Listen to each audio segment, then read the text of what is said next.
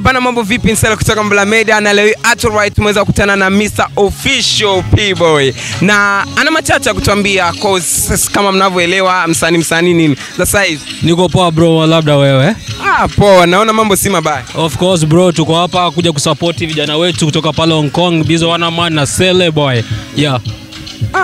Sasa kama tunavyoona, maana umetokelezea, je, wewe utachukua event gani ambayo utaifanya? Hapa mimi nasimamia kama MC, niko hapa kama MC by the way. Yeah.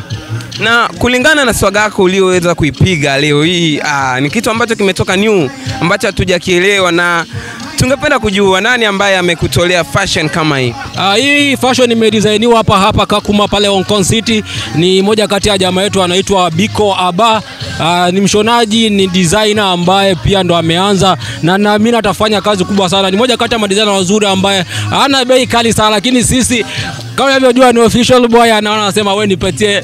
Amenigonga pesa mingi, lakini kwa wale ambao atakao kwenda kuongea naye ni hela ndogo tu sana, si pesa nyingi. Anaitwa Biko Aba Hussein. Yeah.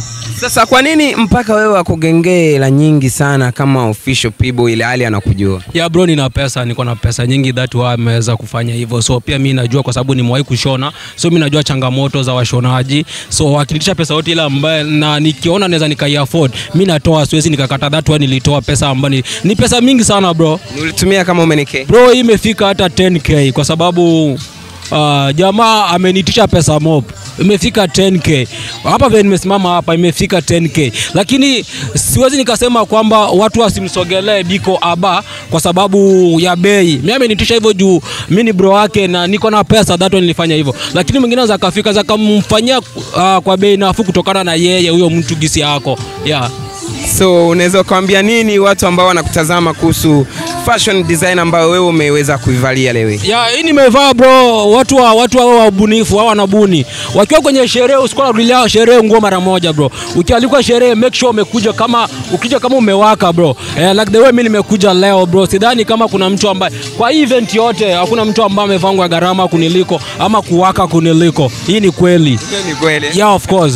So guys, haya ni maneno kutoka kwa official Mr. P-Boy.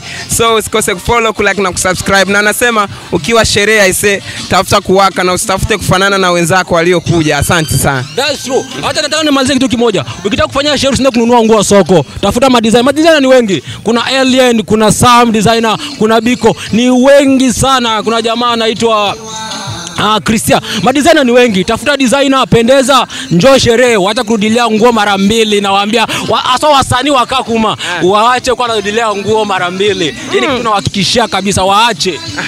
So it means wasanii bana mjaribu kuchange. Sio? Yeah, time yangu imeisha bro, nafikiri tutapatana, enjoy party. Watu wa subscribe Mbula Media, wapambane na Mbula Media, ambia Mbula Media nampenda sana. Mbula mwenyewe, mwambia salimie mke wake ni mrembo, tunampenda, ni shemeji yetu, tutakuja kula sana. So guys, haya ni maneno kutoka kwa official P-Boy. Usikose kufollow, kusubscribe na kulike. Asante sana. Na comment pia.